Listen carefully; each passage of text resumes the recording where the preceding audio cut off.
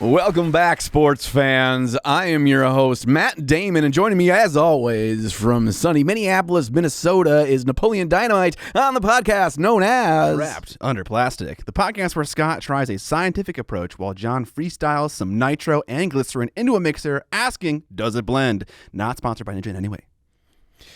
Thank you, Seppuku Gaming, for giving us that lovely intro to the podcast. If you want your intro read live at the start of any episode, you know where to put it. It's down in the comment section. All right. Let's get into the Preamble Ramble.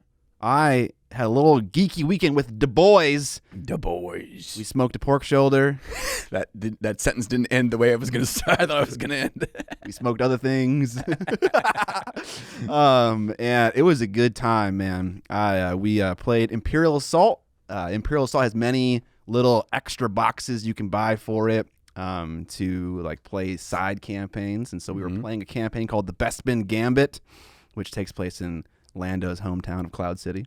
Cloud City, where there's like some weird thing going on with Trandoshan slavers and stuff, and you got to investigate what's going on. Basically, the way that Imperial Assault works is like you play as an individual rebel character, and like you progress them with like experience and items, like similar to like any of those games that like that.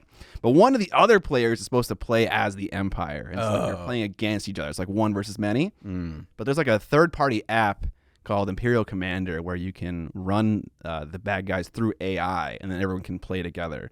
And it works pretty freaking well. And we did that instead. It was a good time. I think the that kind of a system, so many of the kinks have been worked out since like the original OG Descent first tried to do that. Yeah. That it's kind of the norm now. Because I don't know about you, but my favorite way to play a board game is to play with my buddies. Yeah, I feel like board games lend themselves to cooperative experiences, and like TCGs and like miniature war games are like a little bit more competitive, I feel like. Yeah, and I mean, I guess it's kind of all going into it what your expectations are. Sure, yeah. But, when the game is about warfare, either, from a small band of ragaband infantrymen all the way up to a full army, like, yeah, you want to fight against another human. Yeah, absolutely.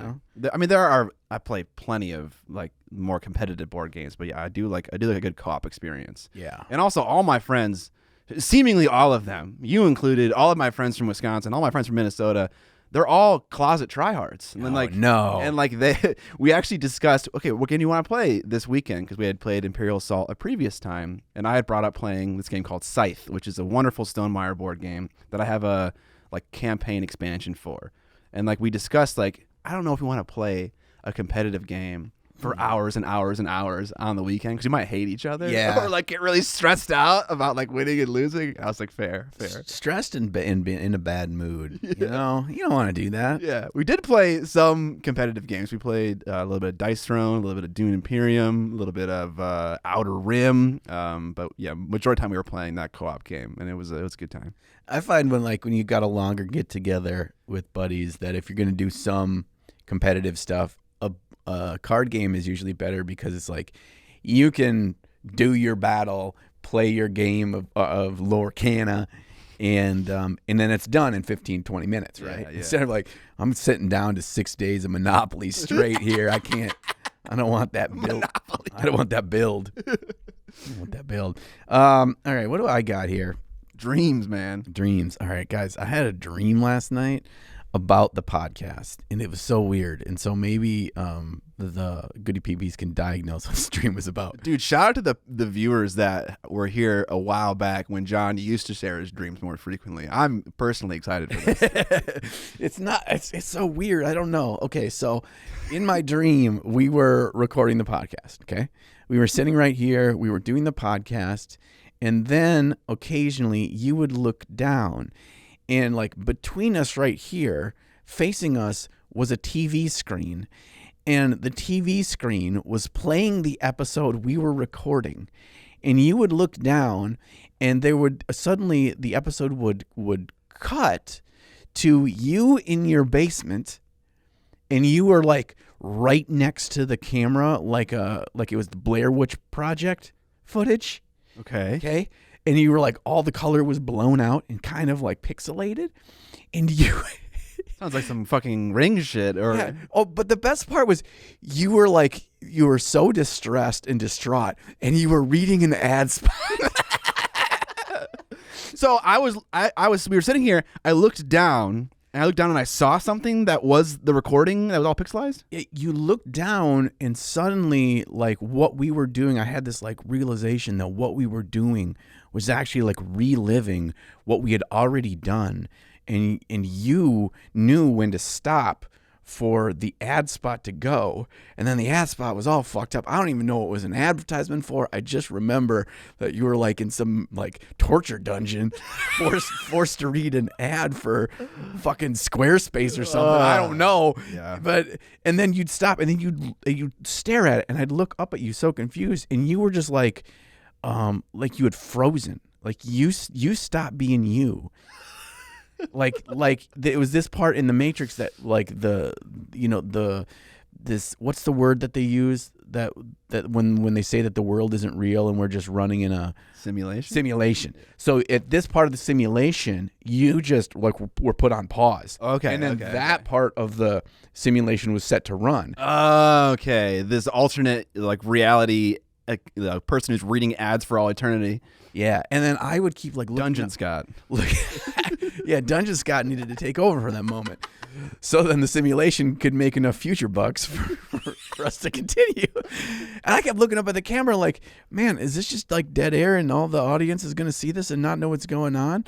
But in the viewfinder on the camera, your advertisement was also running. That sounds kind of like a horror movie. I woke up like sweaty. And I was like, oh man, what is happening? There was nothing to be alarmed about. This, I don't know what this means. Yeah. So tell me. Yeah. Tell me what that meant. Diagnose, John. I don't know. I need help. So that was my dream. You know, I want to backtrack a little bit. Do you when you get together with your friends, do you have like inside jokes? Yeah. Do you have inside jokes that are just funny sounding phrases?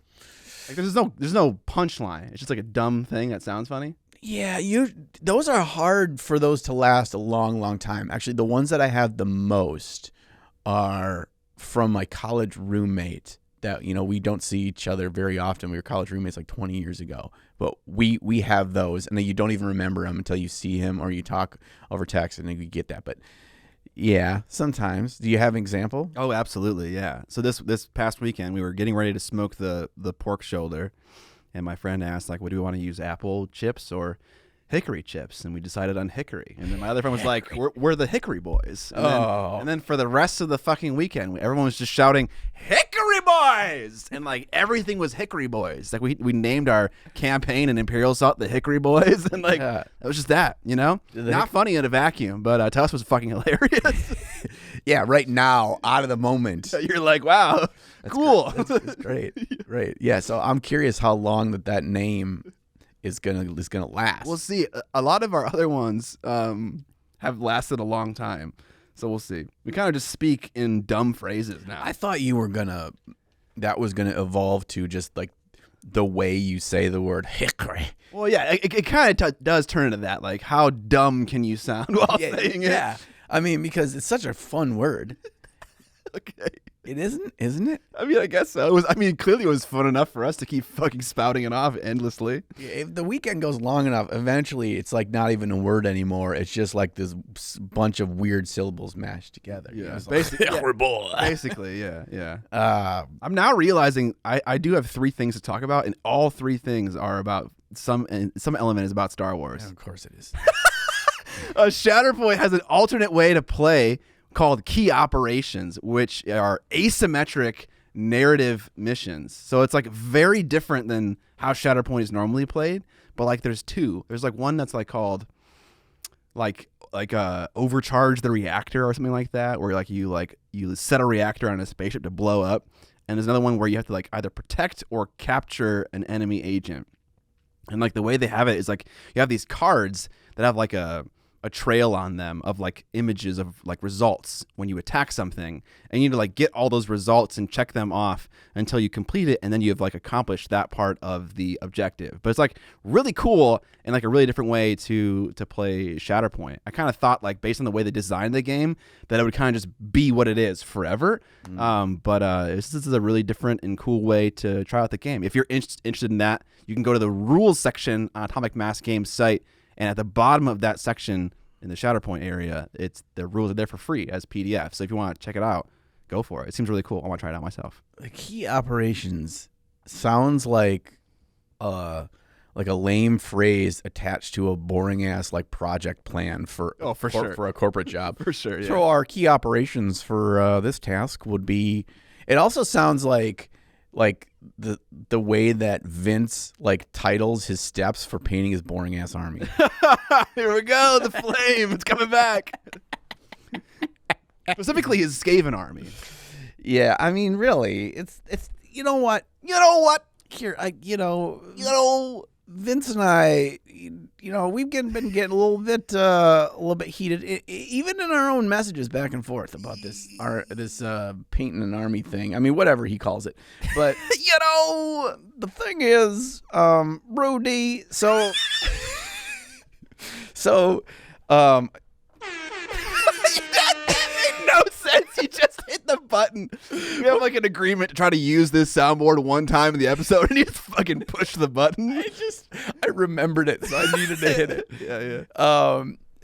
I don't want to downplay Vince's quality of his rat army. This is not about pooping on or saying Vince's army isn't well painted. It's about pooping on Vince because really the man needs to be knocked down a peg or two. Listen, goody peepees, he may come across as this humble, meek, just the average man, the working man. But if you were to see behind the curtain the nefarious plans that this man comes up with on a daily basis, you'd know that there's only one true light side that you need to join with in this army. Who is that? That's me. Get him, John. Get him. I'm getting him. I'm going to get him. I have a plan for a video. I didn't even tell Vince this yet. I think we need to get to a culmination where we do maybe now I'm putting it into the universe, so now it needs to happen. I envision a culmination of this feud that we're going through to be in a collaboration video where we both just all gloves are off. I just want to do a whole video or just poop on Vince, but in a nice way. Okay. To have to like bring everyone together and really cast their vote. Yeah. Bring everyone together just to hate on Vince. Yeah, that's really what I want. The only downside, like there's one small catch to that plan, is that I actually have to finish painting this spearhead. Just a little small. Just a little small thing. Little issue, little road bump. And I found that when I'm actually like doing painting for videos that aren't for the spearhead, it's a lot harder to paint the spearhead. Go figure, right? Oh, because you're just not painting it? I'm not painting it because I'm not painting it for a video. Whoa. Oh wait, are you like painting off camera nowadays? I feel I have been. I've been painting one or two of these little clan rats.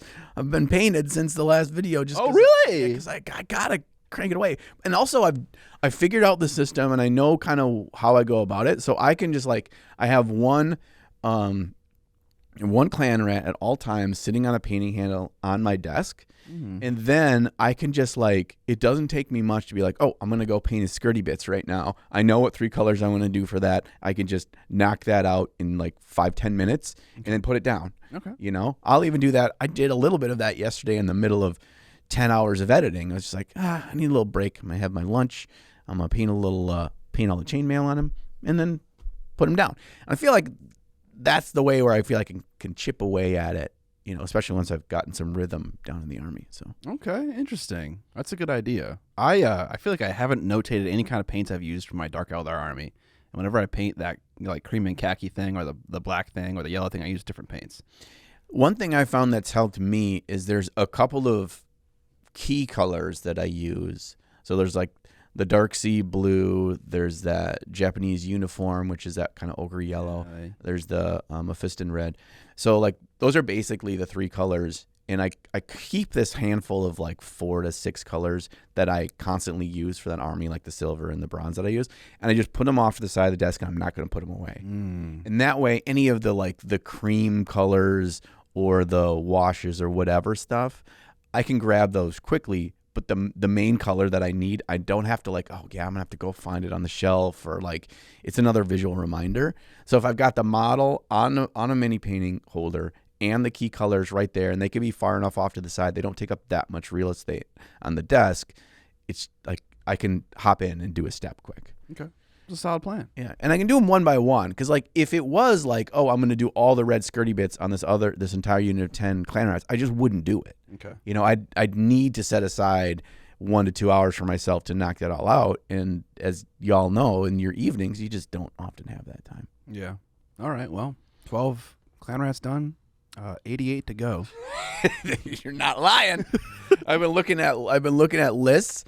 I've been looping in good buddy Joe Cryer. Oh. And so he built 3 lists for me. Jesus Christ. And we've been going back and forth. I'm like, there's a lot of unknowns here for Skaven, because they have got the general rules, so you can build lists, so you can go forth with your vermin horde. But I've assumed they are going to be like the first to get their new battle tome. And they haven't even announced or released all the rules for the new stuff. Like they've shown the big like monstrosity thing, but there's no rules or anything out there for it yet. And I know they're going to release more shit. Yeah, it's got to be coming soon. So it's probably like 75% or more of the army is going to be available. So I can kind of figure out what I like around that. Let's paint some essential stuff now. Some good old bodies to get stomped on. If you guys don't know, Joe Cryer is an ultra competitive Age of Sigmar player, so it's very fitting that John is employing him to help him with list writing. Yeah, he's a local guy to us here in Minnesota, but he also like travels the world to play in Age of Sigmar tournaments. Yeah. He's like pro. He's on Team USA. Bro. Yeah, internationally Team USA. So like, there's anyone like, we're tryhards, but like, Joe's like the try-hard that we all, strive to be. He has the skills to pay the bills. Right. Yeah. Right. It is find the most bent thing that's happening right now, and either put it up to 11 or find a way to beat it. Yeah. And I appreciate that. Yeah. The problem is when that mentality leaks into your everyday life, It's like when my wife asks me the question, she's like, "Do you want to do the dishes?" And it's like, "No. I don't." Is that an option? No, I don't want to do that. And it's like, no, can you do them? It's like, oh, okay. Because it's like whenever I can find an inkling of something to bend or twist, my mind just instantly wants to abuse it, Right. And it's not about games. It's a way of life, which is unfortunate for her. All right. It's just about you're just min-maxing the word usage. I know. That's what it's like living with me. So, last thing that I might mention about Star Wars, I got my check from Lucasfilm Studios in the mail. We finally have the first session of our Star Wars RPG scheduled for August 4th. Oh yeah, we got episode 1 that we're going to go through. We're going to use some pre-made adventure modules. The first one we're going to go through is one in the back of the core rulebook for Force and Destiny.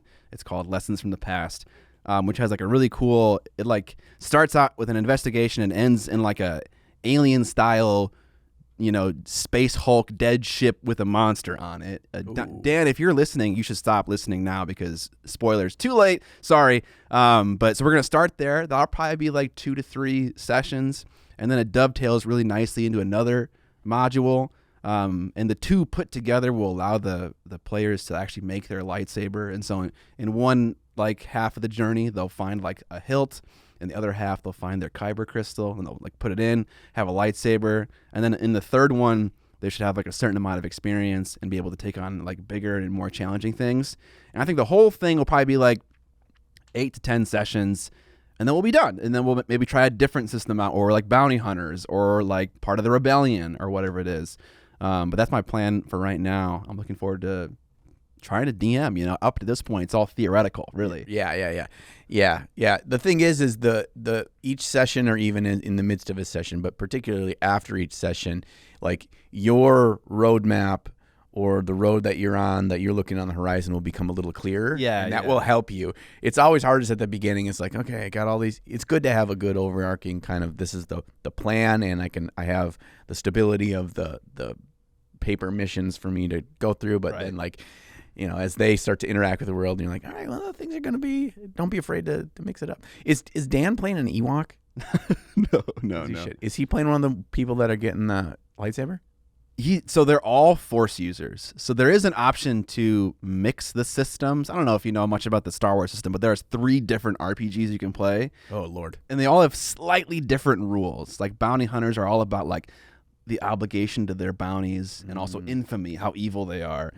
Force users are all about like morality and making choices between the things they care about and also using the Force. And then the rebellion is all about like duty and honor and like trying to like be political and also have like large military battles. So they all use the same core system, but they have like this tacked on extra bit that makes them different and unique. And there is a page or two in the Force and Destiny book that tells you how to mix them if you want.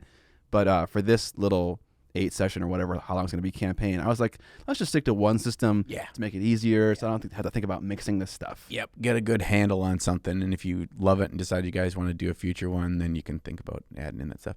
I just envisioned that Dan is playing an Ewok, and that like right at the very end, when they finally get the Kyber crystal, so like his companion can finally make their lightsaber, he just pops the crystal in his mouth like a Jolly Rancher and swallows it.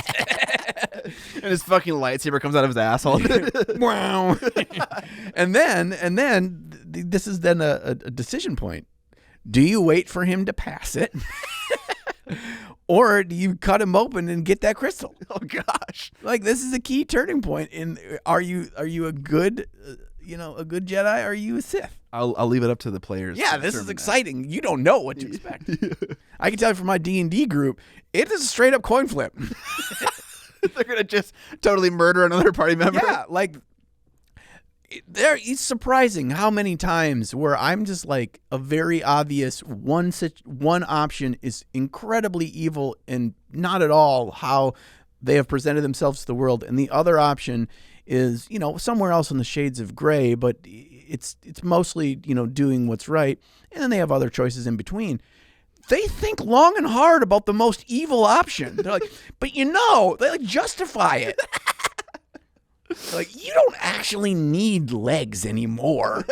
I could fashion a backpack. Just attach you to straps. And carry around my fucking Blaster Master for the rest of the campaign. Yes. It's like, what? All right, guys. You're just sitting there, incredulous, horrified. Yeah. I have one more thing to talk about. And so it's a number of little things. I'll kind of loop them all together because they're all kind of surrounded with my daughter. It's fair season. So my daughter's in 4-H, and she had 6 projects this year, and she actually won grand champion for her black cap jam. Ooh. What's black? Is that like a berry? Black cap is a berry. It's a wild berry. Okay. It's like a black raspberry. Okay. But they're smaller. Okay. So if you've ever seen like wild raspberry bushes out in the world. Actually, my lawn has wild strawberries in it, like little tiny red berries. Yeah. So is that the blackberry version? Yeah, it's like the blackberry version. Cool. So it's black cap jam. So there's a bunch of black caps out in the woods, and especially out where like my parents are, so they go and pick them. And my mom has this recipe, so my daughter and her made it together, and Lou wanted to make some changes to it, so she won grand champions. And so congratulations, very nice. Lou. She can go to the state fair with that. So wow, she's gonna go to the state fair. All right, I'll look for it. We always go to the state fair. We always go to the food building. And they have every item on display in like these glass curio cabinets. Yeah. She's under the preserved foods section, so she beat the fuck out of some pickles. All them pickles didn't stand a chance. She made a whole batch, so maybe I'll bring some up. I should have brought some today for food taste test, so maybe I'll bring up next episode and you can taste that. Okay. But also in relation to Lou, we've had a bit of a consensus of some spaces in our house. We're kind of rethinking about usage of spaces. my wife's kind of going through this Marie Kondo stage where like maximizing places. And I've got this room outside of my studio, which is kind of was like a little hangout nook, and Lou had all her toys there. I've got a TV on the wall so she can like I know watch that area. Yeah. Well, actually, our downstairs bedroom apparently is going to be converted into a craft room for my wife and daughter, which is great. But because of that is her space, and she's redoing a bit of Lou's room. That room outside my studio is becoming vacated. So I am going to commandeer it for storage. That's so boring. I know. I want like those cool cabinets you have out there, and I want some like, and some hangy hooks, and I want to like be able to put a bunch of stuff. I just have so much stuff, and I'm trying to downsize too, but no, you're fucking not. If you're commandeering that for storage, you're doing the opposite. You're expanding, bro. Yeah, I actually think I'm going to move out my my 3D printing stuff on a workspace out in there too. Okay. So like that can run, because it's also kind of a pain whenever you're recording and stuff. If your printers are running, if they're closer, you can hear it kind of faintly in the background, like. Yeah. I would just be careful that your animals don't get into it. Yeah, that's true. Yeah. Now that it's like in a space that's not right in front of your face, and also not like it's not closed off. There's no door to get in that room. Right. Yeah. So that's maybe like a pet gate or something. Yeah. I'd be concerned about that. Yeah, the cats. I mean, they have lids on them, but I mean, we'll see. I don't know about you, but like the surface my printer is on, like always gets fucking resin on it. Because like you take the build plate out, and it's like, it's got resin on it, and you like put it in isopropyl, and like the whole thing's fucking dripping, and it gets like goob everywhere. It's no good. It's goobs for sure. Yeah. Yeah, there is that. Maybe I could, even if I just move like the wash and cure station out there too, like that's a bunch of space. I don't know. I'm just trying to maximize. So the more square footage I have in my studio, the more options I have for moving around set directions and lights. Like this takes up so much space so quickly. So you kind of feel like it's the walls kind of tighten in with other things in that room. I kind of narrow down my ability to have different locations to shoot from. And so that's kind of what I want to open up, and even have like that secondary space to even have it as a fun option for a secondary kind of workshop feel kind of area. So there's that. And the final thing with Lou is, so we got an Xbox, and she's been trying these different games, and she's like, I want to get this game. It's called like Poppy's Playhouse or something like that. And I'm like, that's cool. She's like, but it's $5. And I'm like, well, did you research it and watch videos? She goes, yeah. I'm like, cool. Yeah, that's fine. You can get it. And then she's like, but you need to play it while I watch. I'm like, why? And she's like, because it's a horror game. Oh, okay. So you're like trapped in this toy factory, abandoned toy factory. Okay. And we played for the first night for like an hour. And it's a lot of puzzle solving, whatever. It's fine. And then we played last night. We played for like 30 minutes, and the first scary part happened. And I'm like, nope, I'm done. This is too scary. I screamed so loud when that giant, like, creepy, furry, Muppet-looking thing walks out of the darkness and walks slowly at you, and you're trying to run and get away. I was like, we played for like 10 more minutes, and I was just like, I'm going to have a heart attack. So maybe I'll come back to it because I feel bad because she spent her own $5, and I'm just like, fuck this. She's like, I'm out of here, dude. Because she just sits on the couch with a fucking blanket, and so she covers her eyes when it goes to a scary part. And I don't get that option. No, you gotta helm the ship, bro. I know. I don't want to be the pilot in this situation. I have never played a horror video game. Like I've seen my fair share of horror movies, but like being a part of that actively, no, thank you. Like knowing that like you can just die if you screw this up is so scary, and the way they do like the it killing you animation things. It's not particularly bloody, at least not up to this point, but it's very disturbing. You get like your arms removed? No. You're like a toy, right? No, You're playing it's as just a toy? like when it gets close to where it captures you, it's like the screen cuts to like all blackness, in this furry face like closes really close on the screen and opens his mouth, and there's these jagged, sharp teeth, and it's just like that combo creepy, cute thing that just disturbed me. Anyway, I don't like that. So then we switched over to playing Fortnite.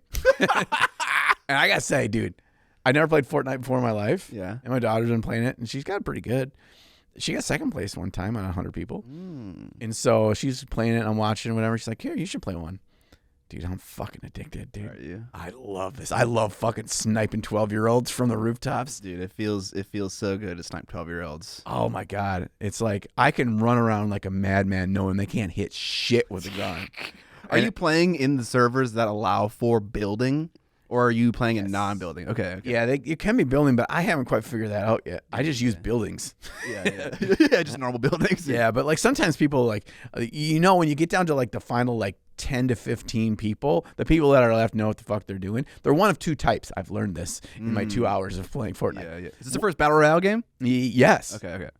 One of two types. One, they really know what the hell they're doing, and like they'll be in a firefight and they'll just hop out and like, I'm running up with a shotgun and like, boop, they put a wall right before I blow up and I hit the shotgun. They come off to the side and they Uzi me to death. I'm like, good game. And then the other types just fucking hide in the safe zone the whole time. I got second place the other night, and the reason that I got second instead of first was it goes to the cam of the person that's left. He was hidden up in this little thing, wedged into a wall behind a bush. You couldn't fucking see him. And the only reason I died was because I don't know the mechanics of the thing getting closer, and I kind of got trapped, and then the world killed me. Yeah, I would have found that motherfucker and killed him otherwise. But god damn, it's fun. Yeah, you got the campers, and you got people that just like to drop hot, in those Yeah. zones where everyone is, where all the good guns are. I like playing games, battle royale games like that, because like it's so fast, it's so snappy. You like learn like the mechanics of the gun quicker, as opposed to just like hiding for like 15 minutes and then like dying because like you didn't see a certain angle. Yeah, my daughter is the same way as you, because she sees somebody running off in the distance and she will just run straight at them. And I'm like, if you skirt around and go to kind of meet him where the direction he's going, and you can go behind these buildings and whatever so you can catch up to him. She's like, no, I want him to see me coming. Yes, that's so alpha. Yeah. I fucking love it, dude. And she's like, well, the other thing too, she's like, until it gets down to about 20, I know I can kill these guys. I'm like, oh, fuck. Oh my God, bro. Yeah, she's good. She's like, I don't know. What I learned too is like she's been playing this game for like a week, and I realized because I'm home working and she's home in summer vacation. My wife is at work working. I realized she plays the game for like 6 hours a day, and I never even knew it. She's training. I never even knew it. Now I know when I'm downstairs, because she's in the downstairs with a big TV, and the thing is like, it's like playing in VR, how close she sits. I'm like, you should probably sit further back. So I moved the couch back. But she was like, I'm like, I could hear her up there like yelling sometimes. I'm like, what is she up there doing? I go up there and she's playing Fortnite. I'm like, oh, sweet. You know what? Here's my thought for kids. Here's my parenting advice. Video games are way better than them just letting their brain mush away on watching the garbage stuff that's out there for kids on YouTube. That is oftentimes much more predatory. As long as they're not like spending a whole bunch of money on aesthetics and stuff on your game, and you're going broke on that. But Fortnite does have quite a bit of microtransaction going on. Oh yeah, I did. We went down that rabbit hole the other night. She was showing me all the skins and stuff she wanted. I'm like, oh boy.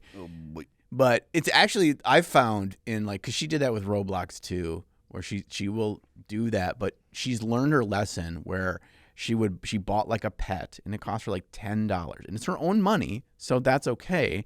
But she learned, it didn't take her very many times where it was like, I didn't get the satisfaction out of that purchase that I was thinking I would, and the newness wore off quick, and I didn't feel like I was worth spending my $10. So she'll still occasionally do those things, but I'm like, okay, here's the thing: is if you decide you want that, you can get it, but you've got to wait a week. And if in a week you still feel like you really think it's worth the $5, then that's your money. That is your choice. 100%. So there you go. There's John's parenting advice for today. That's great policy for everyone, honestly. Yeah. The more expensive it is, the longer you wait. Just like that whole box of Star Wars cards you bought. Hey, I'm making decks with it. All right. You're putting it to use. You also got that dopamine hit of opening packs. Oh, God, yeah, dude. Getting that borderless holographic goodness, dude. I'm checking all these cards on TCG Player. I'm seeing which ones cost a lot of money. I got fucking nothing. I got shafted, bro. Oh shit. That's okay though. Star Wars gave you the lightsaber up the rear. Yeah, dude. But I'm ready. We have a plan to play constructed Star Wars on next Thursday. So awesome. I'm ready to play. That's fun, dude. That's exciting. There's a new Magic set that comes out this weekend too. I'm knee deep in the ready to Get some of that cardboard crack in my system. So yeah, I feel you there. I'm going to pre-release this weekend too. Nice. Speaking of crushing some 12-year-olds, actually these are grown ass men that I crush, not little children.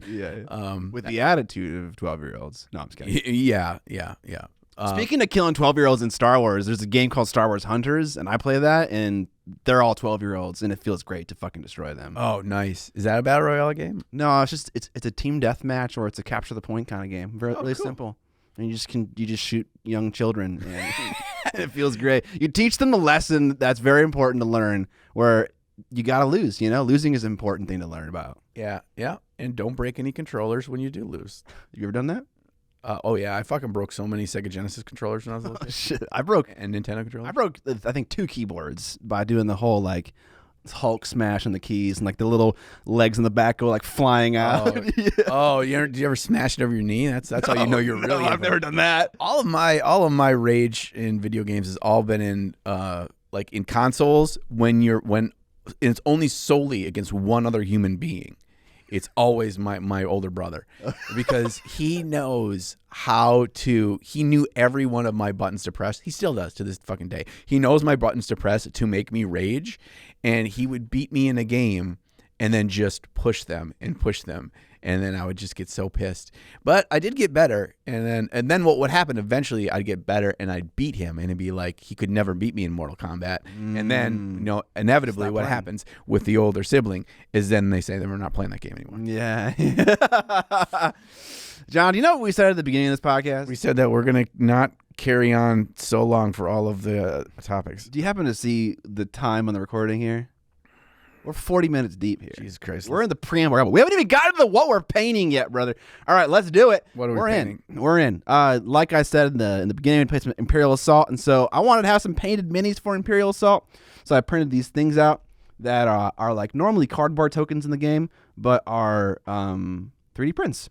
They have weird little recessed tops in them because you're supposed to put the cardboard token from the game in the 3D thing, because there are red crates, blue crates, and yellow crates, and so you just put whatever color it's supposed to be on top. Oh, cool. I know, it's nice and clever. So I have 3 of the crates, 3 of these consoles, 3 of these doorway arches, and then 2 of these ISB dudes.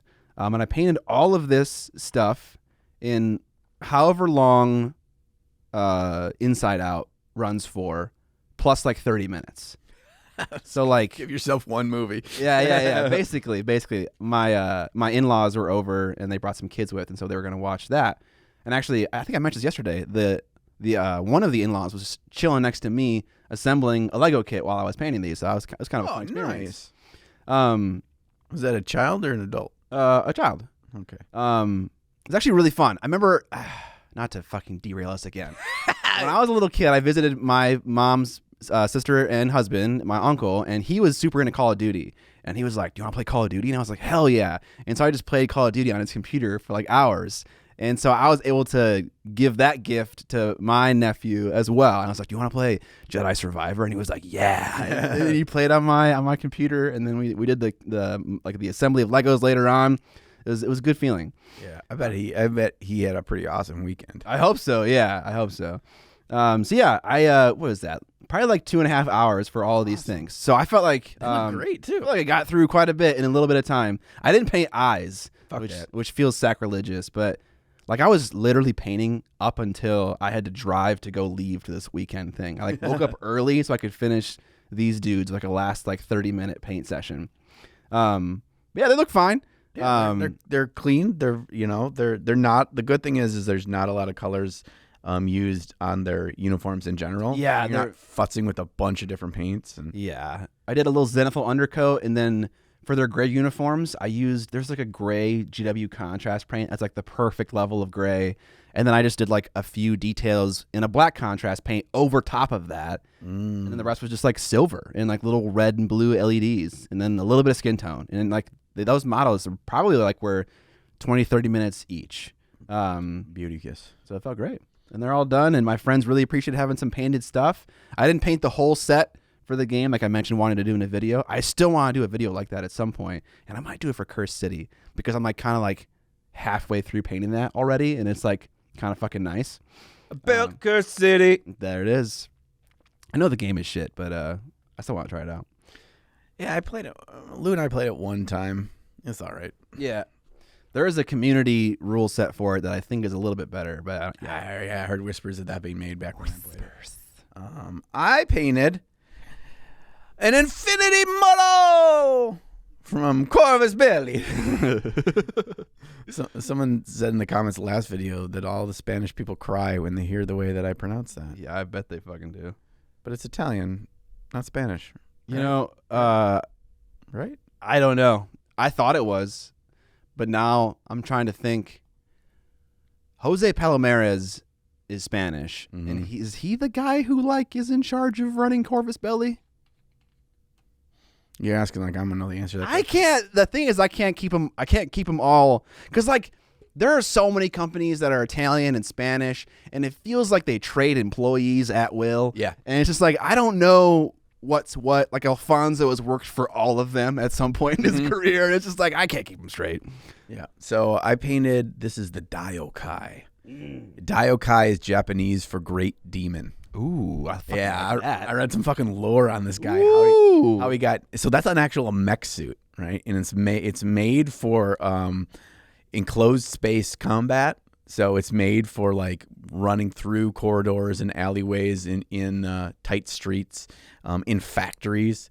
It's known as the factory demon. It's like if you find this thing in a factory, get the fuck out of there. Absolutely. Yeah. I love that. Yeah, so it's badass. So I did read some lore, and honestly, the Infinity lore, I dig it because it's kind of everything. Like there's a higher level of it that's a more understandable. You can see where humanity is today and envision a world in the not hyper future where it would get to that point. And it's like this what if. And so you can make some connections to reality as we know it and to the steps that it would take to get there. So it's kind of cool of all these different factions of planets that have been discovered and inhabited, and then some alien and AI factions, but also how humanity itself has segmented and different positions of political powers and ideals and everything have changed, and how that's made these factions have the desires and their goals that they have and the routes that they took to get there. So it's super, super cool. And this dude was just, I had an approach because Infinity Models. Hold on, we need to discuss something that historical just happened on this podcast. All right. You glowingly just explained to me the lore of Infinity. I know. What's happening, bro? I know. I don't understand it. Okay, proceed. Maybe it has to do with this nightmare dream. Yeah, I was like, are we still in the dream? Right, yeah. I'm just gonna like wake up and realize it's all been a dream within a dream. But yeah, this guy was really fun to paint because one thing that I really like about some of the art style with the JSA is specifically, but also in Infinity World as a whole, I really like their art direction. They have a slight, especially for some factions, slight cyberpunk, a slight vaporwave, kind of futuristic sense. So I'm like, I want to paint it to feel like this version of the game. Sure. To feel just focusing on color and light. Yeah. Because these models, they have a lot of very fine lines and details to them. Yeah, tons. And that can get overwhelming if you go through a standard like base coat and build up process. So instead I took it from just like just focusing on how light would work and then add fun colors with that use of light to create a dynamic dude that would look cool on the table. And then I could totally envision the whole squad, a unit of 10, which is about how many you have for your army in Infinity, painted this way, and they would look cool, you know? That's awesome. Are you going to, so like, is this like potentially a scheme that you'll follow for future dudes if you were to paint an Infinity Squad, or would you go for something different? I think so. I think I could do this, and even because this is kind of like the biggest model in the force, other than the ones on awesome like crotch rocket motorcycles, that I can like lean into that to paint the motorcycle and maybe have more dark ninjutsu colors on their suits and stuff, and maybe go more dark, and then just use the vibrant kind of chromatic feel is what I was kind of going with that. Definitely on anything that's metallic. So were you like saying a bunch of Japanese words while you were painting this guy? I don't know. No. No, I probably could have, but I didn't. I watched the VNL, which is the Volleyball Nations League, and so countries have teams that play. And this year, Japan is popping off. Oh, And so I've been watching the finals with them in it, and I hear all the Japanese names, and I love just saying them, like Tatsunori Atsuka, So I just like walk around saying that because it sounds cool. I know. Like, what if that was your name? How cool is that of your name? I feel like a superhero. Yeah, it's from. My name is Ted Jones.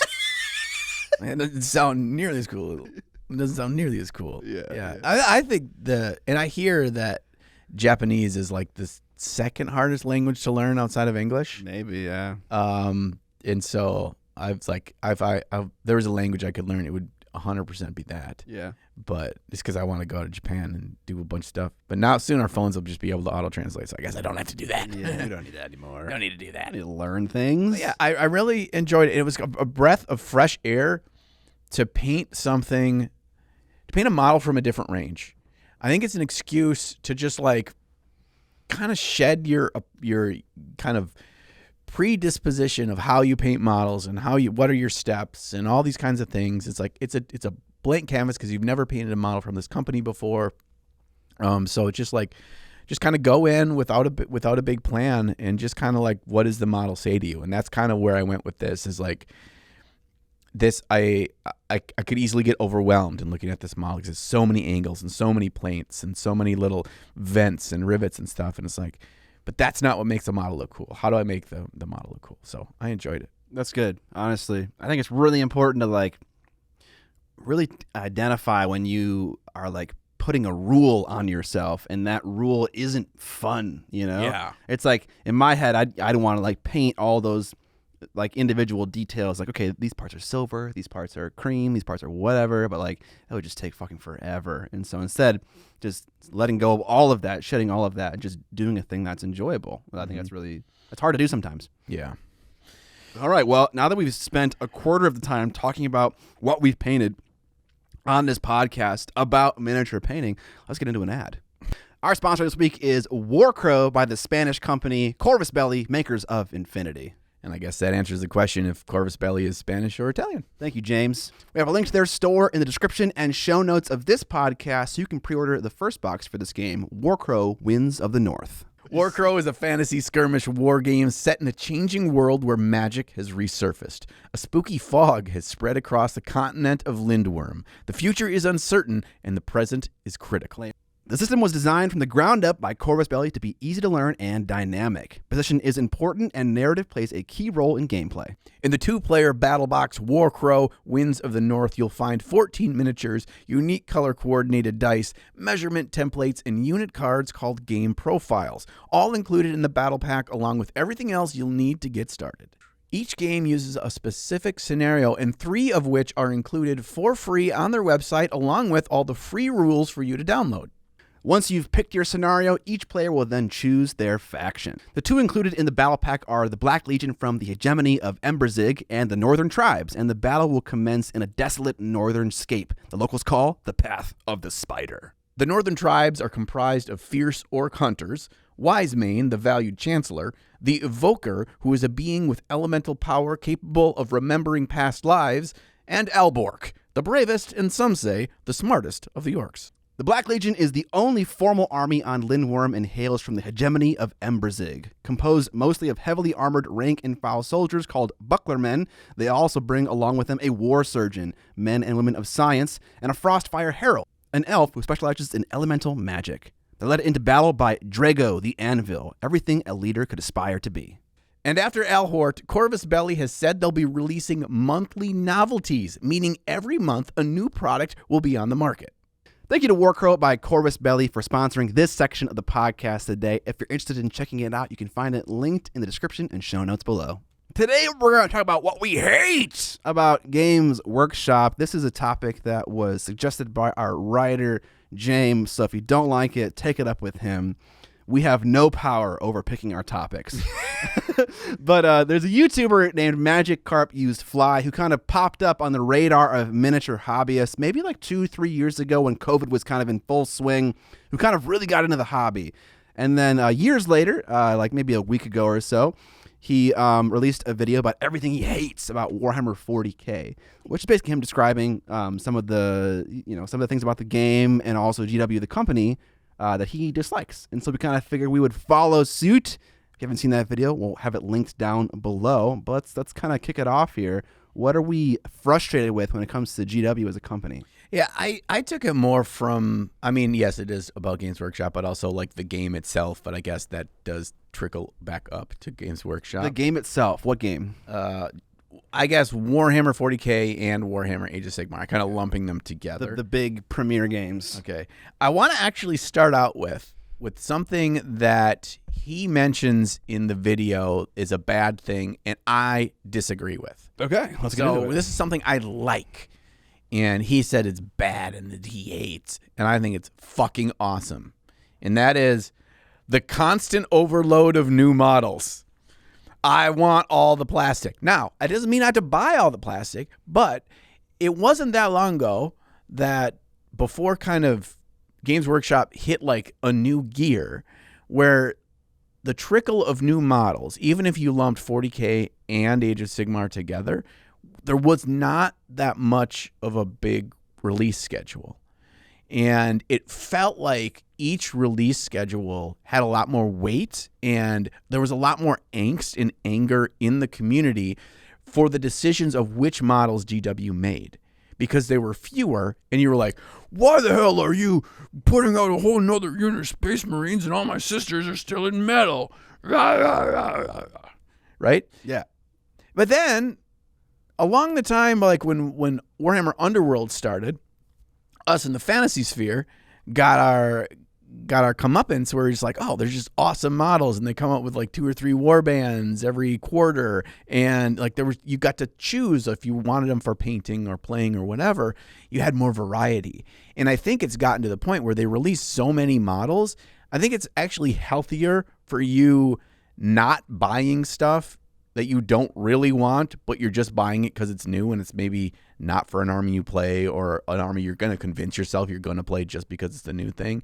And now it's like there's so much stuff you don't have to just buy anything for the sake of it. You can really hold tighter to what aesthetic you like, which factions you like, what really appeals to you. Yeah. I think to be fair to Magikarp East Fly, I think he was saying it in the context of rule changes. So it's like when GW redoes an army, they will make things that were previously good bad and things that were previously bad good, and then you have to, there's just this churn and burn of, okay, now you got to buy new stuff and paint new stuff so my army can be competitively viable.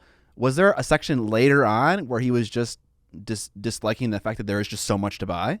Yeah. Okay. That's how I interpret it anyway. Okay. And maybe it's from my own bias of that's what I wanted to hear kind of a thing. Sure, but I mean, I agree with you as well. Like, the more options, the better for Right. a person like me. Absolutely. Yeah. More conversion opportunity, more opportunity to find exactly what I want and then make the game what I want. 100%. I want that. And we're going to have a different kind of perspective on this from him, because one of the things that he said was a negative and he hates about Warhammer is how long it takes to build and paint the models. And from our perspective, I'm going to be like, It's part of the job. that is the hobby, right? Like if that's something you hate, then go play hero clicks or some shit. But he started the video by saying that he likes the hobby aspect. Like, he enjoys the building. I know. Then It's strange. yes. But when he got into that part, I was like, what the fuck are you talking So it's a about? good thing and a bad thing, I guess. Okay, Yeah. interesting. One of my issues with GW games, which they're actually kind of solving in a huge way with this new version of AOS, is their desire to have everything work together. They make so many choices about their gaming properties that make them more of a sell, but then ultimately it hurts the game. So this is not a thing anymore, but for a super long time, Warcry models, Underworld's models for Silver Tower, everything under the sun that was in the Age of Sigmar universe had rules for Age of Sigmar. And it was just like, it was such a waste of rule writing and text, because 80% of the time they were shit units that weren't that no one ever included. So it was like a waste of an effort.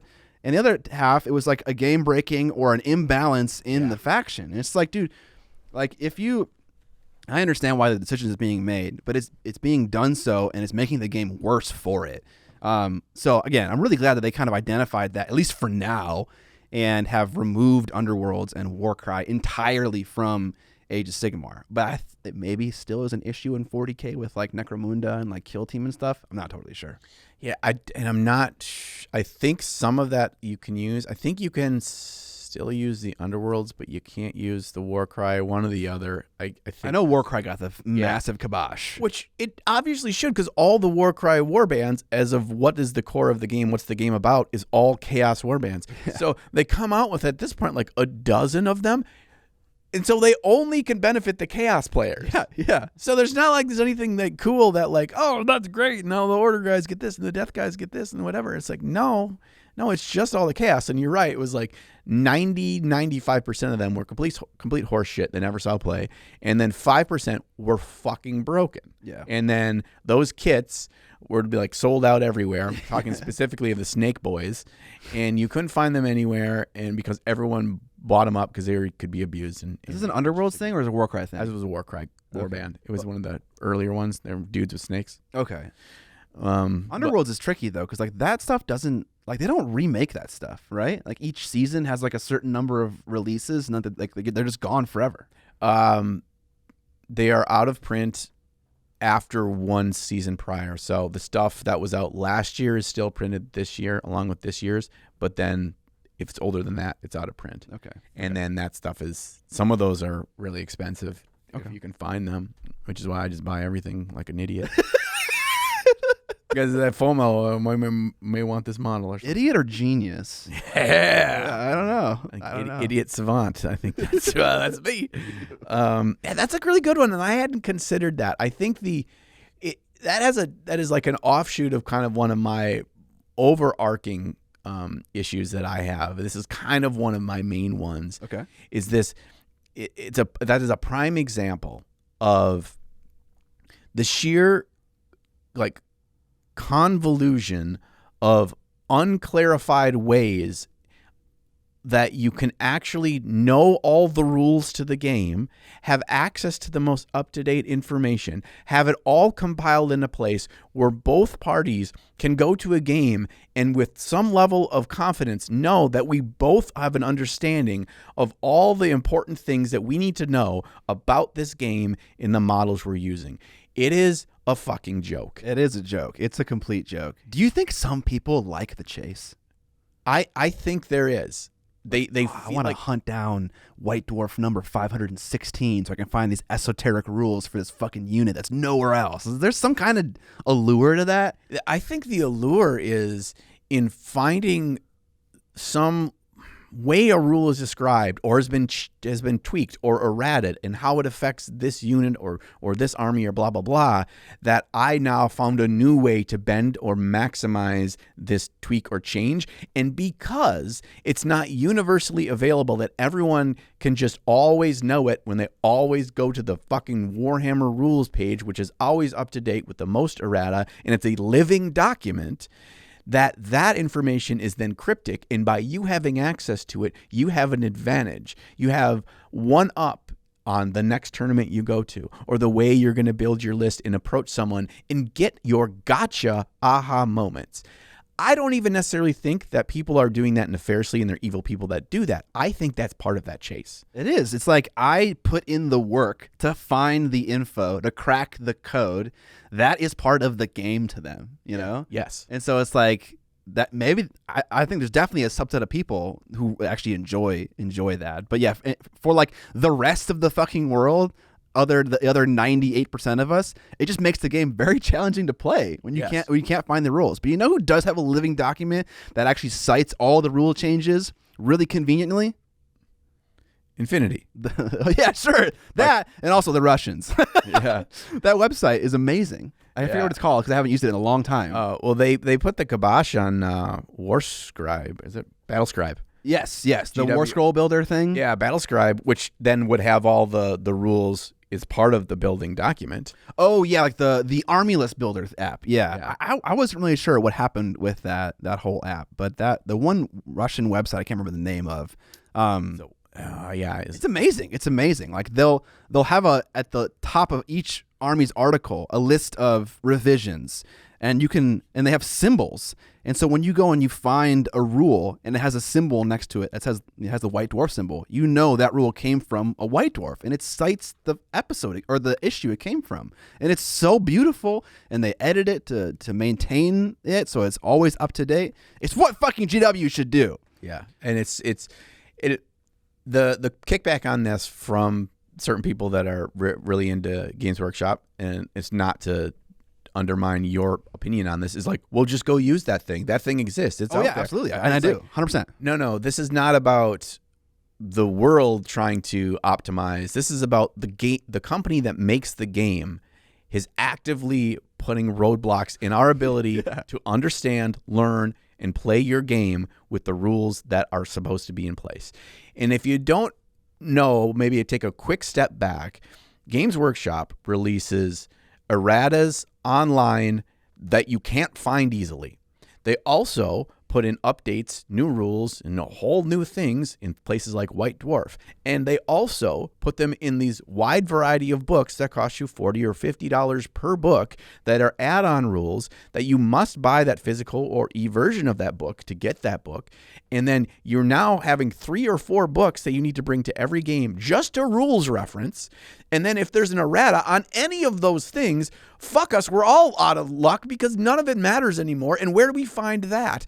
And there's no space when you're in the middle of a game where you're like, think the rule goes this way, but there was a different add-on or a different book or a different errata to it. And now I've got to go with my phone out in the middle of a game and try to make this rules consensus so we both understand and we can both say which is the right way to play it. It is so, it makes the game not even the forefront of the experience. Yeah.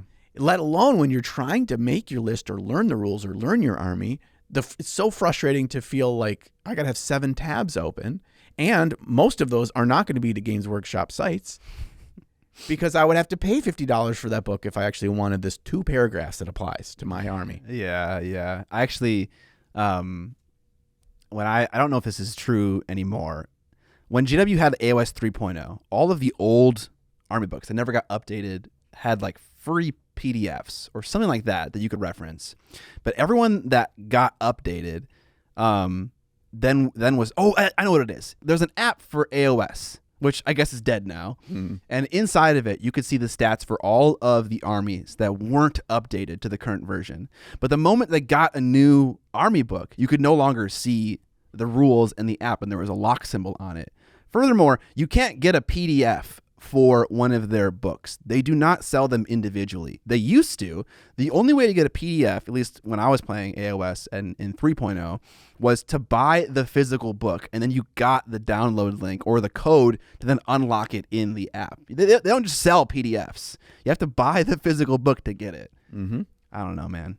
It's to justify the cost. Yeah. Right. Because, and there is value of having a physical book while you're playing a game. There is. That's definitely my preference for sure. Right. Yeah. Even if you have a really nice like tablet, an iPad or something like that, it's the same reason why when I'm playing Dungeons and Dragons, I still want the physical books. I know there's kind of a memory around where it is, and flipping back and forth is much quicker into different books, different documents and stuff. Like you want to have access to that. But and that this is not even, I mean, much of this decision making, why they do what they do, is to suck every nickel out of you. Yeah. You know, all them nickels. And they make a lot of money on the models, but they are doubling down on other places they can make money to the direct detriment of their own community. I think that is a huge overarching theme in probably a lot of these things. It is for the sake of consumerism. We are making the experience at large worse for you, whether it's comprehension of the rules, whether it's playing the game, whether it's acquiring the models, whatever it is. Yeah, it's so weird that, like, I'm sure there's plenty of examples in the world that this is kind of how a company operates, but they don't really exist outside of places that are like this, where it's a sketchy monopoly. Right? If you have options, right? If there was a toe-to-toe competitor with Games Workshop and the quality of the models and the robustness of the ranges and the quality of the game, of a company of that size that sold enough units, there would then be an arms race for your dollar. Yeah, to make it most convenient and most accessible. Yes, Sure. but because they don't have that, they are just not going to do it. They are just going to nickel and dime you. I actually the whole feel way. a certain bit of responsibility. I don't know if you feel this way. Just because I've supported GW so much in my YouTube career and given them so much free marketing, to do the same thing or a small version of that for other companies, especially games that obviously I enjoy, like Yeah. Song of Ice and Fire, Shatterpoint, and stuff like that. Because like if I can give those companies a little bit of a boost, I'm not saying I'm gonna solve it for everyone or give them like thousands, tens of thousands of dollars, but if I can help a little bit to get more like traction in those games, then maybe the world will kind of equalize a little bit more. Right. Do Yeah. you feel that way at all or no? I do. Yeah, I do. And which is why I'm so glad to, especially if I really like the model, the setting, that kind of stuff. I love doing that. So like I love working with Kingdom Death. I love I really enjoy working with Infinity when I did a video just came out for Today. them. Yeah. And so and other like great sculptors and stuff too, not even for games. I think it's important to support that, and they need to get, more representation.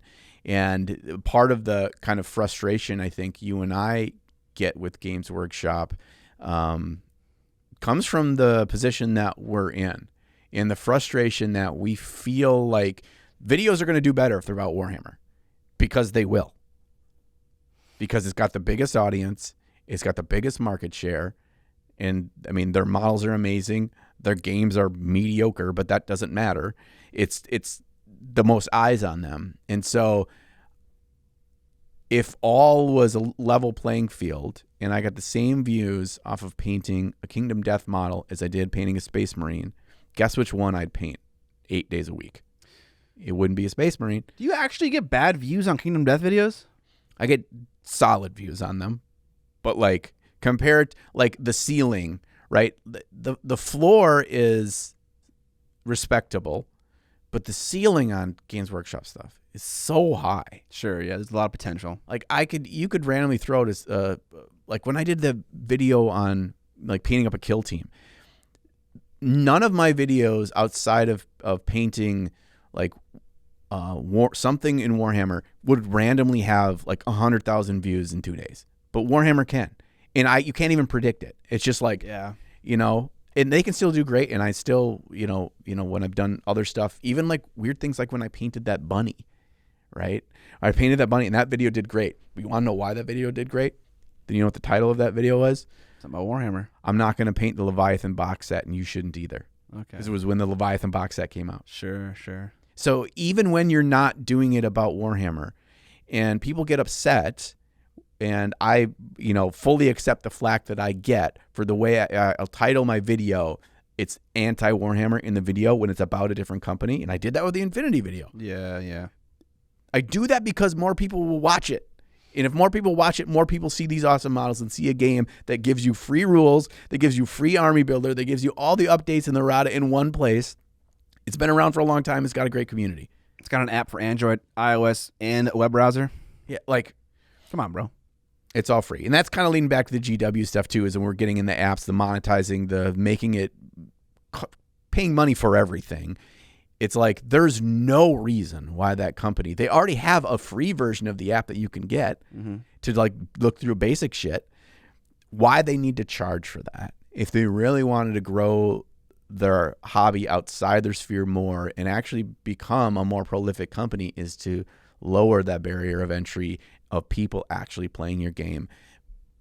But I will die on that hill of they're not in the business of actually giving a shit whether or not you play their game. Yeah. You know what massive company has a fucking fantastic app that is 100% free, that teaches you the game, allows you to catalog everything you own, allows you to do all kinds of stuff? Disney and Lorcana. Their app is amazing. It is so good. And like they're huge. They're way bigger than GW. So there is a solution there. But let's get back to the main topic, shitting on GW specifically. No, I'm just kidding. we like GW. We're a fan of them, but they do things strangely, and we're gonna call some of those things out. The other thing, and I've mentioned it in various forms before, but let's just explain the whole thing for the sake of posterity. I hate the way they develop games. Let me be specific. They do it, number one, on a schedule, which makes no sense to me. You should release a game when it is unique. Sorry, you should release a new version of your game when it is unique enough to justify the fact that you are calling it version N+1, AOS 3.0, 4.0. You should have an interesting spin on the game that justifies that major version change, to use my software engineering vernacular. Like, even the game Dota will do minor revision changes, and they will change huge things about the game. And they manage to maintain the feel of a MOBA while making it exciting and fun to interact with the game. And so that's one thing. Games should not be changing and released on a schedule. That makes no sense. You can put a game out a year later. Like, that's fine. Or 5 years later, however long it takes you to come up with unique and fun ideas to engage the player base. That's one thing. Number two, about the way they develop the games. And I've kind of used this metaphor before, I think, at least on my stream. They got a big old cauldron of mechanics, and they just dip their ladle called game development down into it, give it a swirl, add a sprinkle of new shit, and then they scoop it out and they pour it into this jar called the new version. And it's just like, it's a hodgepodge of stuff from previous versions with a mixture of kind of new things, and it doesn't feel like a new game. Every single time a new version of 40K comes out, someone always inevitably says to me, oh, this element reminds me of something from like version 7 of 40K or version 5.4 of 40K. It's like, oh, we're now getting back to this thing we used to do in 40K. And it's like, dude, make a new fucking game, or change it enough to make it worthwhile. I hate that way they do it. Like, if they do it a couple times, it's fine, but it's a consistent thing that happens time and time again. It feels like the new games they're making are just not real changes. They're not worthwhile changes. Yeah, I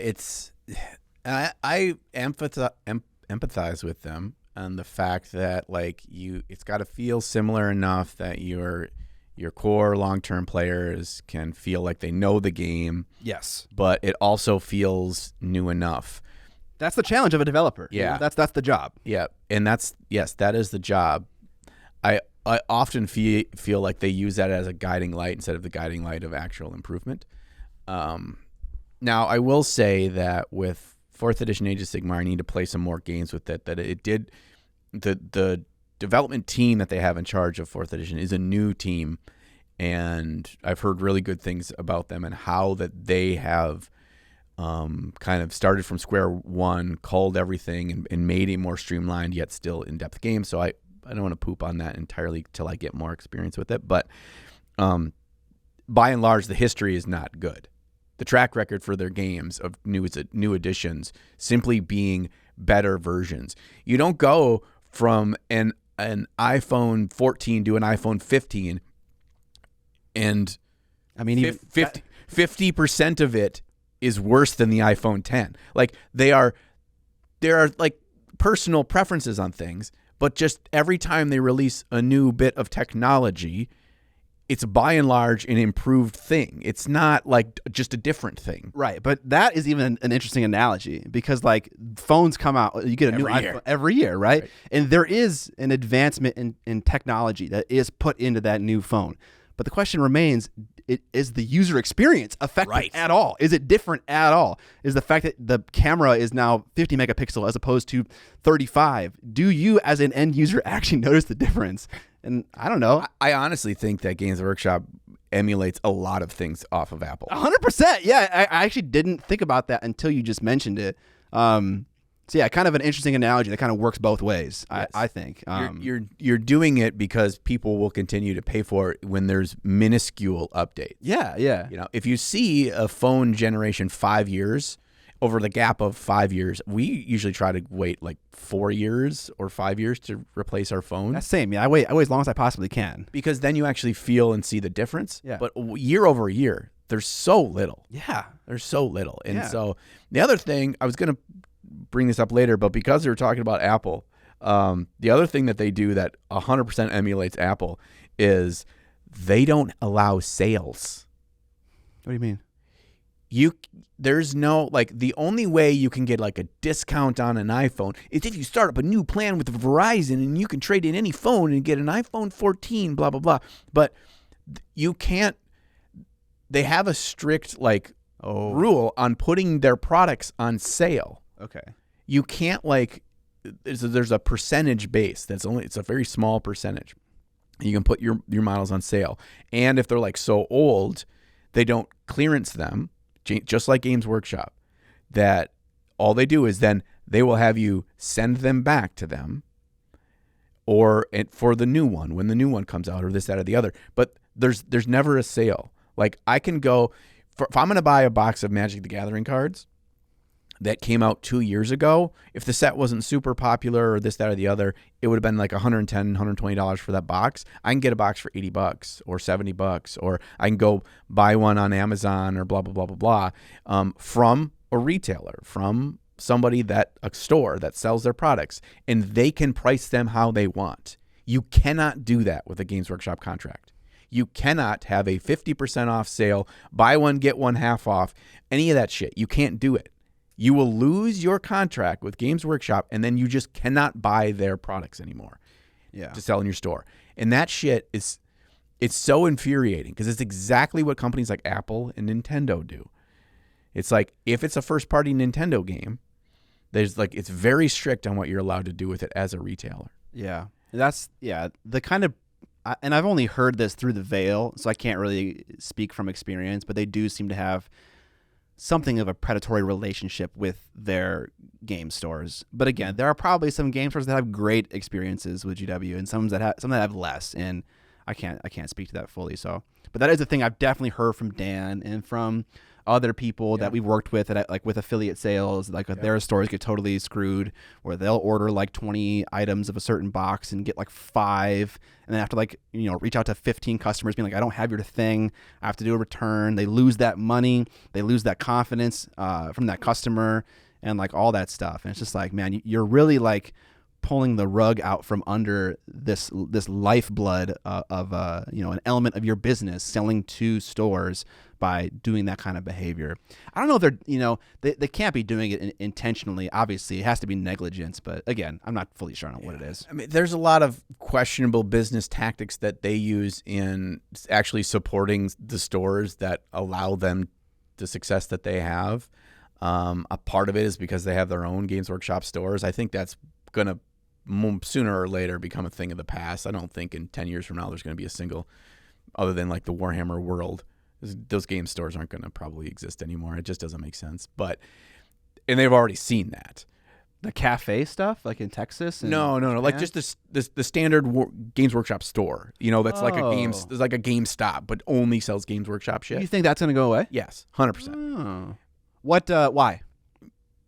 Because the proclivity of actual game stores that get so much more foot traffic and get so much more exposure to new players and new potential customer bases, because they are not coming into the store knowing exactly why I drove to this strip mall, specifically go to the Warhammer store to buy Warhammer, does not get you new customers. And the cost of having a brick and mortar store and in an online purchasing environment is just, it logistically doesn't make sense to me in this day and age. It made sense in the 90s and 2000s when that was more of a culture of shopping in those places. That's just not really the case anymore. It would shock me if they have more than a handful around the world 10 years from now. They used to put every single store that they had in the back of a White Dwarf magazine. Every single issue had like a long list. And I'd always look through it to see the one that I went to. I don't know why I did that, but I was like, there it is, Gertie. But yeah, I think if that is going to happen, it's going to be a very long and slow death. Like there'll be shops in the UK for 10 years from now. Yeah. But like the other ones, the further away you get from the motherland, right. They'll start to maybe fade away if it does happen. See, their issue is they need to be of a certain urban setting size. I'm talking specifically the U.S. Maybe I'm guessing it's slightly different in the UK.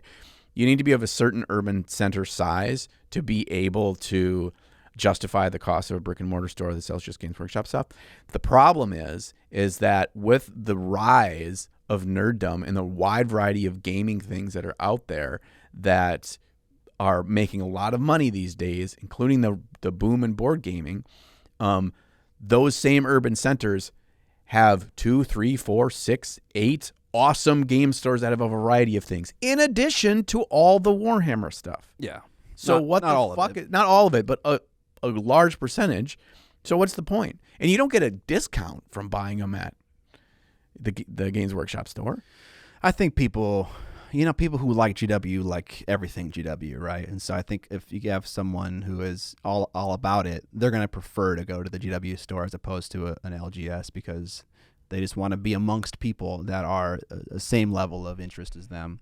That's the only thing I could really see. I mean, I'm more for, I'd rather spend my money for a local business owner that's 100%. That's a nerd and started up a game store, which you don't get rich doing, and like I'm gonna give them my money. I'm gonna give Dan my money. Yeah, 100% over Gurney Mills. And they also have some other, in addition to their stuff with their weird pricing, which is the whole reason of existence for these like phantom online stores where you can get better prices. Wink, wink, nudge, nudge. Know what I mean? Know what I mean? Say no more. That doesn't exist if you actually allowed the marketplace to dictate the pricing and sales and all these things that should be allowed for your products. Yeah. Imagine allowing a small business owner to run their business the way they see fit. Yeah. The people that are there every day.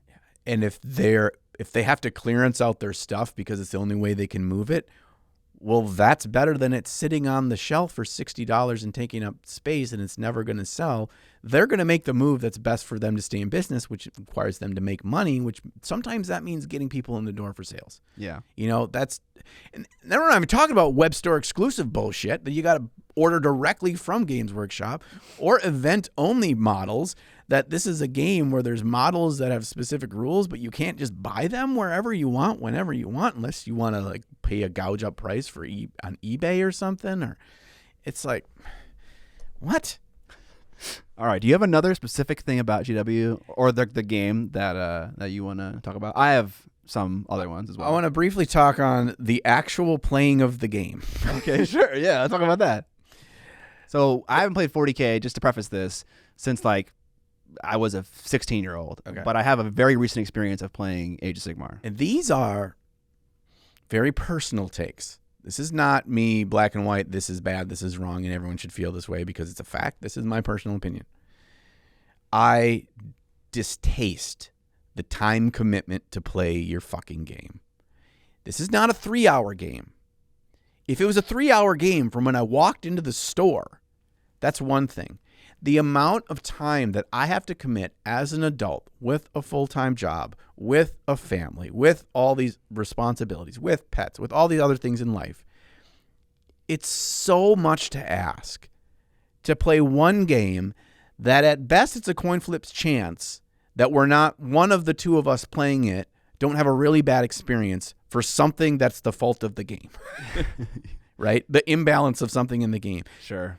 And it's just like, it's like 5 hours. It's like 5 hours. Between how long it takes, because you probably got to go somewhere. I mean, even if you have it at your own house, well, then you have to buy all this other stuff just to play the game. You have to have enough space. You have to buy a mat. You have to get the terrain. You got to do everything else. If you have a local store that's got some of that, awesome. You got to go there. You got to hope that there's a table space. You got to have 5 hours because you got to set up, and the whole setup portion of the game now requires 6 steps to figure out who's where, what's what, who places the terrain, then I place the terrain, then you place your faction terrain, then I place my faction terrain, and then we got to do like this is the things that I'm using. This is my general perks. This is the what like we have to have a huddle with your opponent before you play the game, just to make sure we're all using the same version. We're all doing the same version of the rules, which undoubtedly there's going to be a 10-minute, at least one 10-minute portion in there where we stopped playing the game, where we had to figure shit out for the rules. And part of me, especially getting into Warhammer, was just like, well, this is the part of the learning curve, and it's okay if it's a little bit bumpy because then you'll hit that straight stretch and you'll just be pedal to the metal and you'll be feeling great. No. No. Even playing at some of the biggest tournaments, walking around, watching people play this game in hundreds of people tournaments and the biggest tournaments in the world, those same fucking conversations are going on everywhere you look. This goes back to the issues with the rules and the unclarity and the mysticism around playing your goddamn game. But it trickles down to the actual gameplay experience. It takes so fucking long. It's so frustrating for me. And that's assuming that it's a person that I like or I know or I happen to find an awesome new friend by playing this game. And it's not a weirdo. Because y'all you motherfuckers are weird out there. Like, what the fuck? Like 50% of my games is new people, local or otherwise. I'm just like, oh boy, I got to spend. And now I'm stuck in for 3+ hours of actually playing, let alone this awkward conversational part at the beginning of it. I play a game of Magic in 15 minutes, 30 minutes. One of us has smushed the other, and I can get the fuck on with my life. I can get away from your stink. I can't get away from your stink. You're stinking your butt cracks. Your stinky butt cracks in a 5-hour game of Warhammer. Okay, so I'm going to agree and disagree on certain elements. I love a long game. I love sitting down to play a fucking long game. That I know that's not universally agreed upon. I do totally agree with the fact that wargaming is like a social and emotional minefield, and there are so many fucking things that can make the experience worse and also just ruin it, like completely. Yeah. And there is a certain potential correlation between people who play these games and those same people lacking certain social skills and certain communication skills and stuff like that. And so I totally understand that. Like, I would not want to be stuck with someone for 3 to 5 hours who is rude, who is like doing weird things where they're like not explaining the rules to me, re-rolling dice, and like not justifying things and being shady. Like, I would hate that. I can't remember the last time I played a pickup game for a war game. Like, that was definitely in high school. Like, the only way I play now is with a friend who I understand, and we both have a certain understanding of what we're gonna do. Like, you know, I'm gonna play Star Wars Unlimited. We all understand we're not looking online for net decks. We're not buying singles of cards. We're going to buy a box of boosters. We're going to make decks from that box of boosters, and we're going to play the game. So that's the only way that I play war games and most games in general. But man, yeah, if I were playing pickup games, sometimes it's tough, especially if you're not in a huge, like you have a huge community. Like, for sure, yeah. You're at the mercy of the game you love. I'm very fortunate to have that as an option. People you don't. Yeah. And I will say, we'll put an asterisk on this, on the sheer length of the game, because as I've said before, our D&D sessions are like 6-8 hours long, and I play a game for that long, and I enjoy it. 8 hours? Yeah, because we only play every other week. We have a limited amount of days that we can actually get together to play and schedule it, so we want to maximize those. But the difference is, there's not something that can happen in the first 30 minutes of our D&D session that we can't come together, rectify, bumpy thing, argument, misunderstanding, blah, blah, blah, and get back on the right track and make the rest of the session, or the majority of the rest of the session, much more enjoyable, much more fun. We end up auto-correcting it. If the shit goes south and you're just like, oh shit, he rolled 18 sixes and he blew my warlord off the table in the top of turn 1, you're still playing the fucking game for 3 hours, and you know you've lost, and it's so frustrating.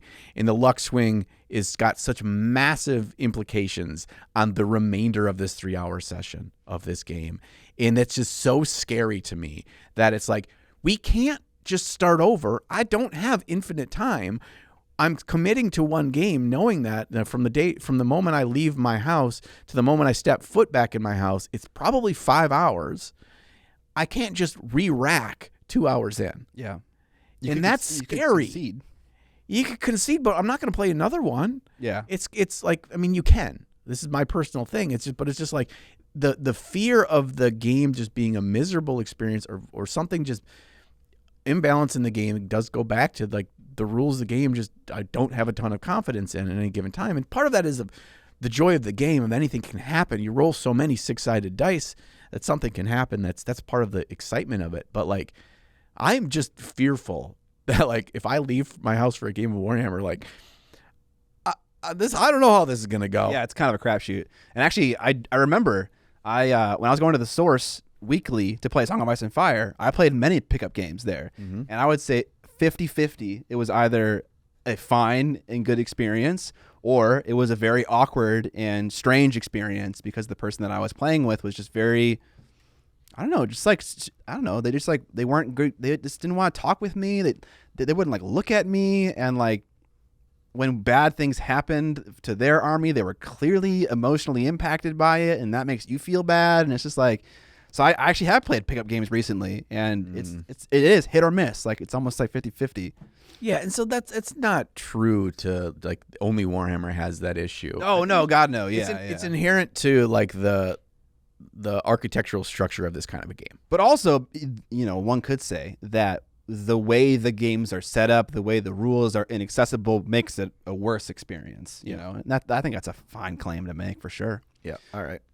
My thing is not about the game. I'm gonna touch a topic that's maybe a little bit near and dear to your heart, but it gets me fired up, and I don't really talk about it a lot because I don't want to like upset you. I don't think I'm gonna upset you, but there are so many things about Golden Demon that I really don't like.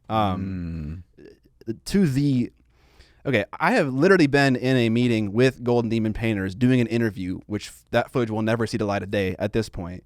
But they 100% said to me, if someone were to paint an ultramarine yellow, they would automatically lose.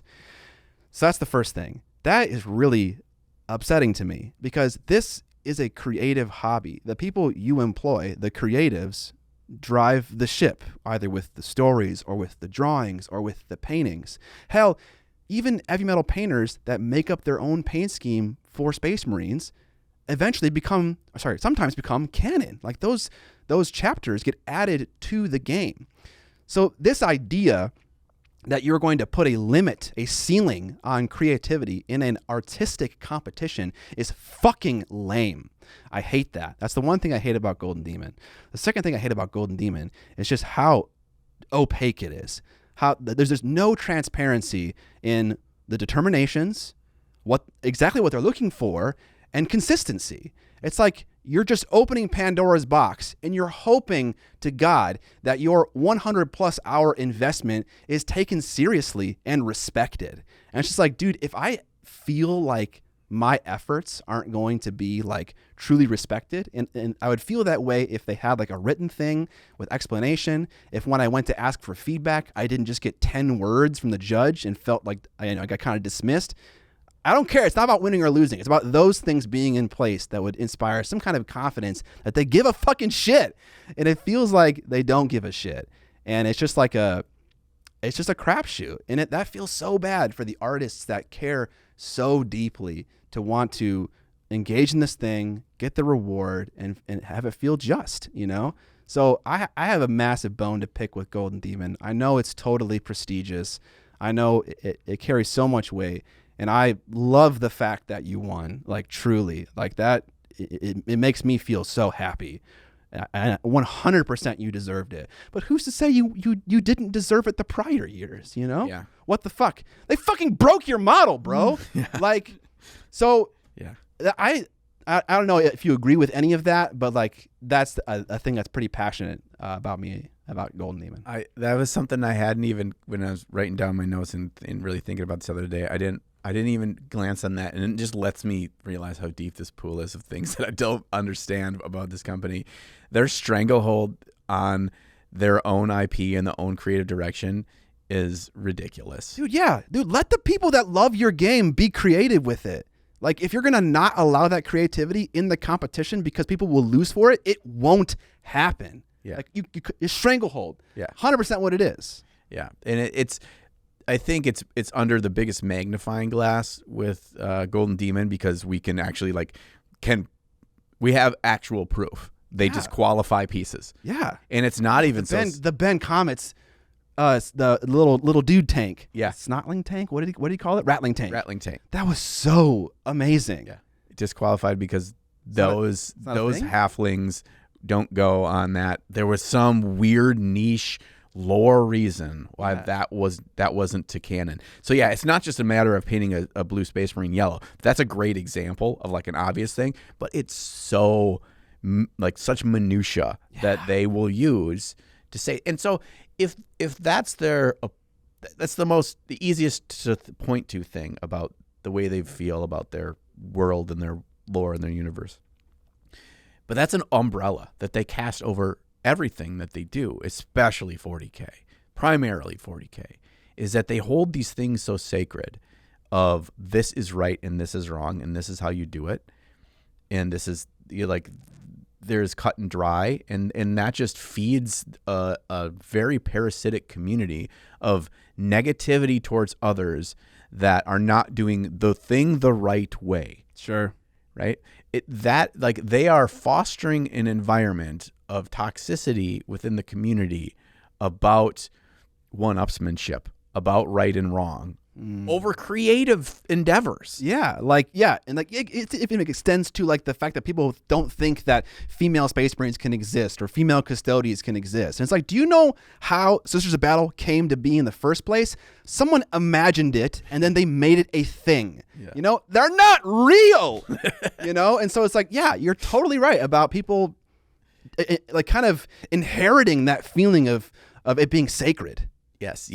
It is fostered by the company, and they're going to do nothing about it because they can hold themselves at arm's reach because there's no direct proof of that. But it's 100% how it is, and it's like, and I think a lot of people aren't bad people that maybe push themselves on or aren't inclusive to others new to the game or enjoy the game the way that they enjoy the game because they feel justified. And they say, like, I can do this. I can say that this is this way, and you are wrong for not doing it this way because that's what the grandmother tells us, right? Mm-hmm. And she says that this is how it is. And so I'm going to be her paladin in the universe and tell you all, smite you for being wrong. And all that does is it creates a negative experience for people in the hobby, and that sucks. Yeah, that's where gatekeeping comes from, right? Yes, and there's going to be there no matter, Oh yeah, for sure. Hobby you're in, but yeah, to use a phrase that you often use, they like the smell of their own farts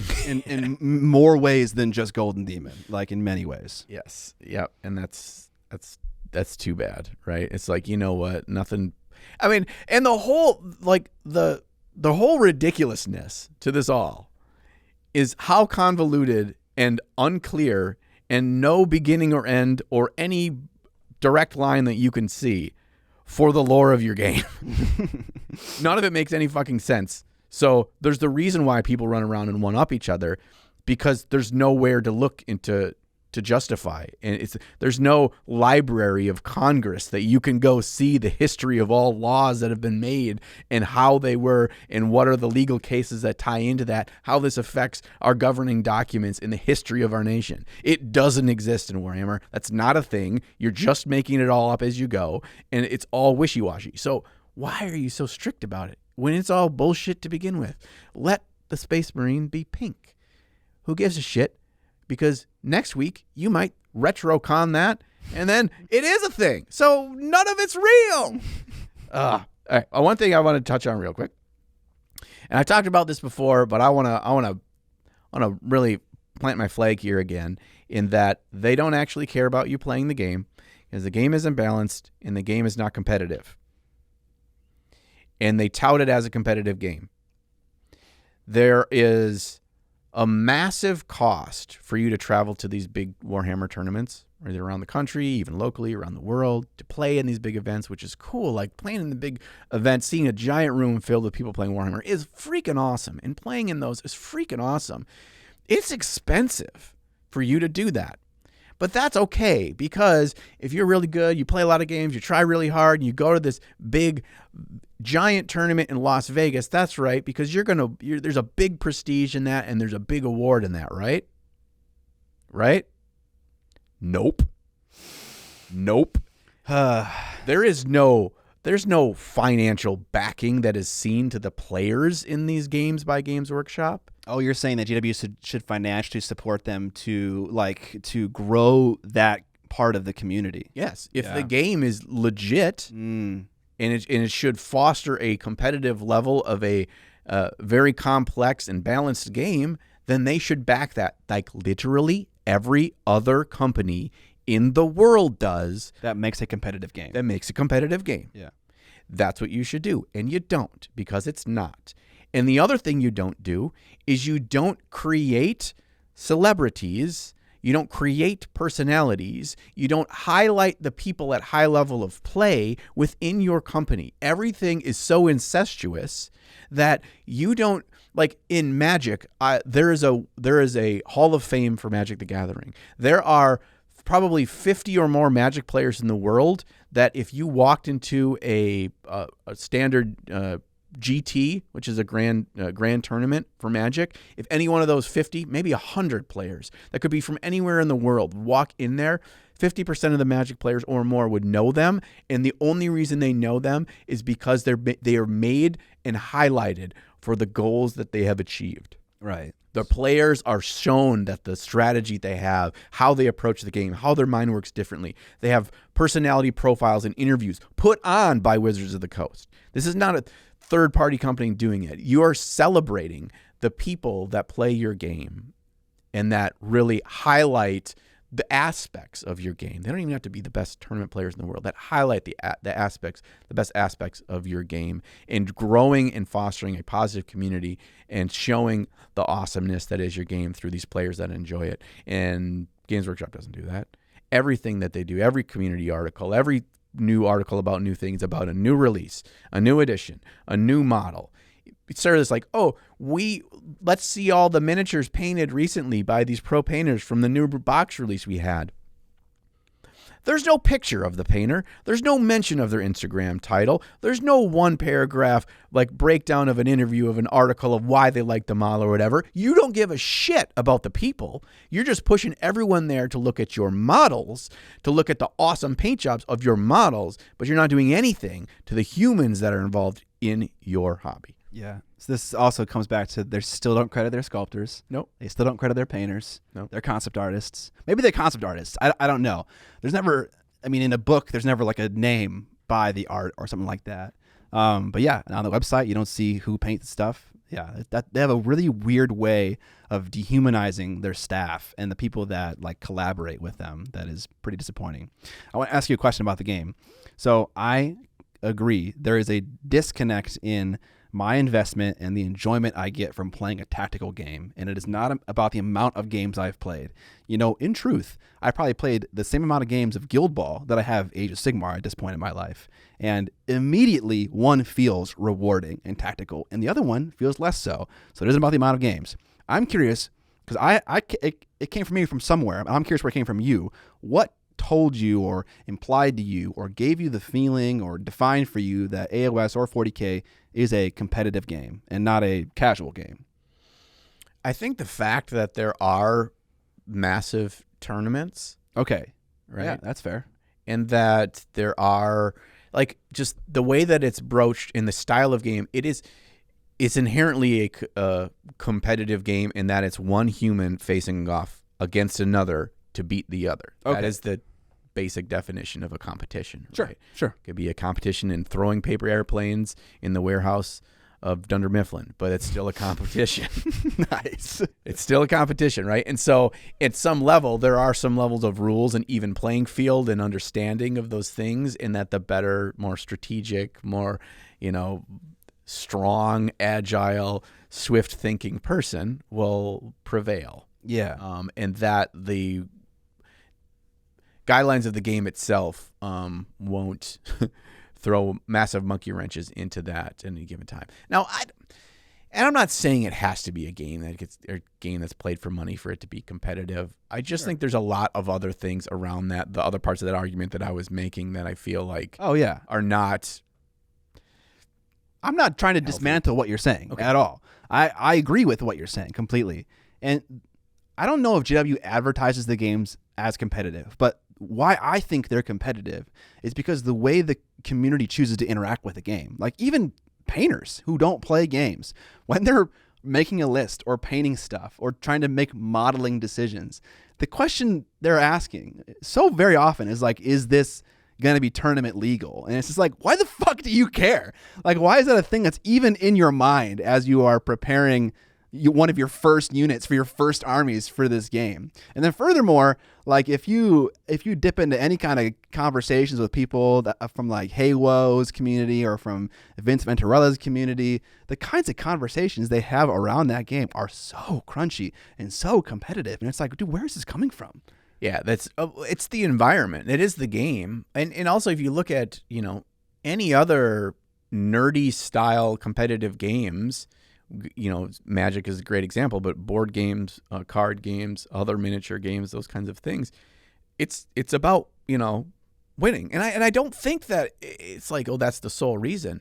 But I think that because there's such an investment in this game in time and money for the models, the books, everything that you're investing in this, like you don't want to have it all for naught. Yeah, sure. Like I recently joined the Skaven Players Facebook group.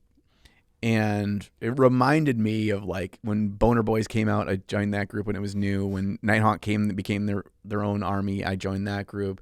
When they redid Legions of Nagash to Soulblight, I joined a couple other of the death groups. And especially when it's new, but even when it's not, the majority of the conversations that are happening in those groups are, is this unit worth using? Is this garbage? Is it competitively viable? Is it? Yeah, right. And even if they don't use the words competitively viable, it's not even about competitive for it to be an advantage to win. It's almost like I don't want this to be a giant disadvantage before we even roll the first dice. And that is the truth of the game, where it's just like there's a large chunk that you won't even know, where it's like that is a giant pitfall to include the unit of that model in your army. Yeah. And it's like, that sucks.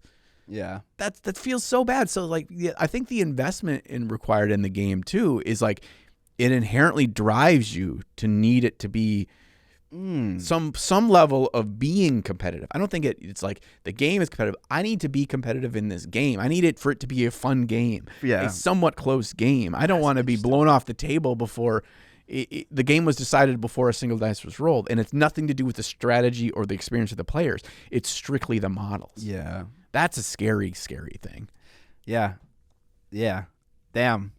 I don't have any more things to say about it, but that was a long rant, I think. But, it was a rant. But, it's important to remember that a lot of these things are personal opinions. A lot of us like to play games, like to model, like to hobby in vastly different ways. And I think you and I definitely align on a lot of things. Not everything, but a lot of things. And so we don't get like as varied an opinion about these things if you and I were like totally different. Like if you were like a gamer and I was a painter or something like that.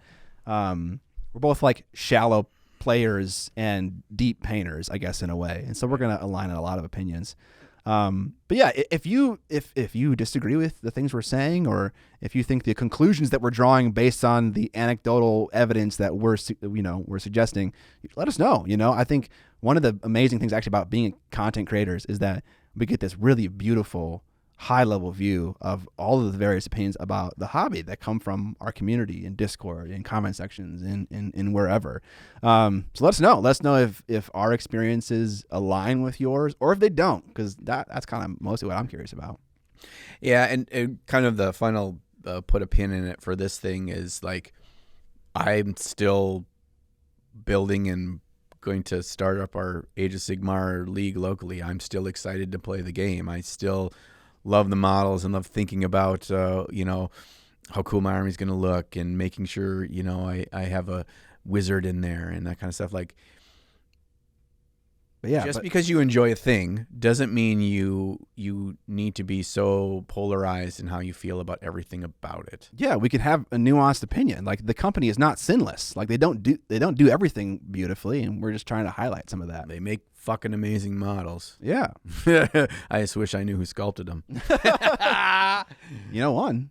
I do.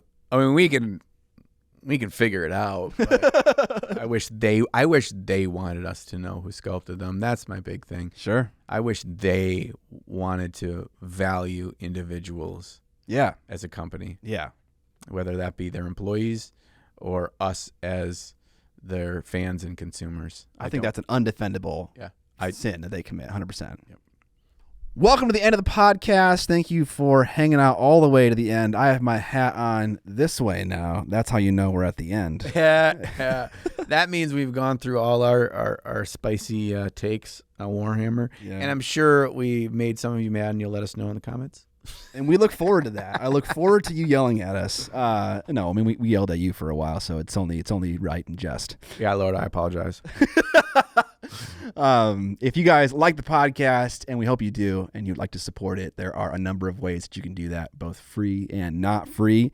If you got no cash to spare, you can like and subscribe to our channel on YouTube. You can give us a review if you're listening somewhere on an audio platform, hopefully a glowing review. You can tell your nerd friends and your nerd mom and your nerd dog about our podcast if they don't already know about them, because you've just been telling about it every single fortnight when an episode comes out. Grandma, get her in there too. If you got some cash to spend, we have merch available in the show notes below, from Teespring, joggers, t-shirts, cups, all kinds of great stuff. We also have a Patreon that you can invest in, where you get access to an extended episode, about 20 minutes, 30 minutes longer. We chat about things like our favorite models from other painters in the last 2 weeks. Talk about what new things we've tried. We give feedback to one of our community members. And that's about it. That's it. Yeah, that's an investment. It's an investment in your future. In you. Your future ears and eyes holes. In you, in future entertainments. He's losing it, man. His tendy fuel is running low right now. We're dangerously on fumes. But thanks, everybody. Also, give Corvus Belly some love. That's a way to support us. Is like, go check out Warcrow. Check out, honestly, a lot of the Warcrow models that I've seen look fucking awesome. I love me some fantasy stuff, and I'm excited they're getting into that world. So give it a look. Check out Infinity as well. Good company. They got free rules and apps. They also have wood elves. So Bro. I am hyped on some wood elves. Bro. They got some sweet evil stuff. Mm-hmm. Mm-hmm. You're going to like it. Mm-hmm. Catch you on the... 35.